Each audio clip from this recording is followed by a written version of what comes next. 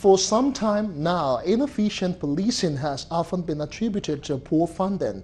Regarded as one of the most underfunded in the world, the Nigerian police budget has continuously suffered lots of setbacks, ranging from poor implementation, obscurity, and unpredictability. To address these issues, a group, Rule of Law and Accountability Advocacy Center, RULAC, in partnership with the Nigerian Policing Program, organized a roundtable to review and make recommendations for improvement of the budget process. In his presentation, the former Executive Secretary and Chief Executive Officer of the Lagos State Security Trust Fund, Fola Athawari, noted that insufficient funding at the federal level has made the police over-reliant on state allocation. While calling for adoption of policies that will cut costs, he suggested alternative ways of raising funds to include security tax, lottery, and voluntary donations. You've got the voluntary model, but that's always subject to the vagaries in the economy and so on. So another way that some countries do it is by lottery, right? I mean, for instance, in England, the National Lottery funds arts and culture, and it's a lot of money. So we could do that here. Then we could restore a variant of the development levy that used to be levied in the 80s, I think, and early 90s. We could do scratch card. I think in Ghana they've just passed a bill where if you spend 500 naira on data, then 5 naira will be put in the trust, you know, because we must understand that everybody is engaged in this thing. So people have to make a bit of sacrifice. Speaking further, Athawari called for recruitment of personnel with proven management skills for proper running of the funds available. He also condemned the situation where police officers have now been reduced to mere escorts rather than serving the interest of the generality of Nigerians.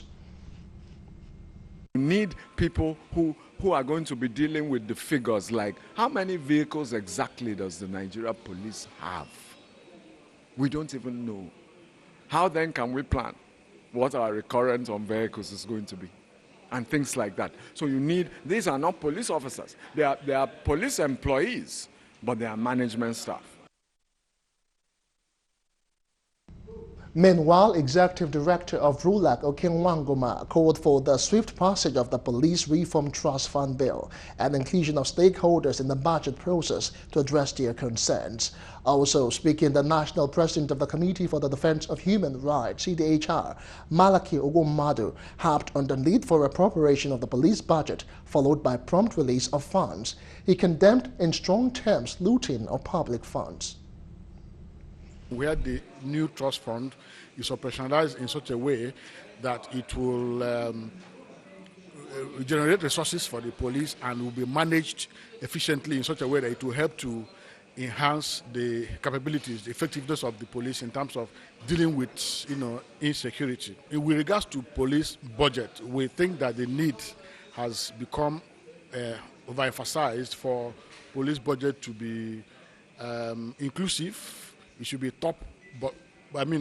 bottom top, which means that all the various levels of the police, from the divisions to the states, should make input. Where the state does not just make an avowal of what it intends to, goes ahead to appropriate it, and then refuses to release the funds. At the end of the day, the police will go back and face the same challenge they have always had. Some police officers who participated at the program demanded a periodic review of state policing plans and inclusion of orientation models as part of the curriculum in police colleges. Other demands include review of the mode of recruitment and appointment of officers within the force.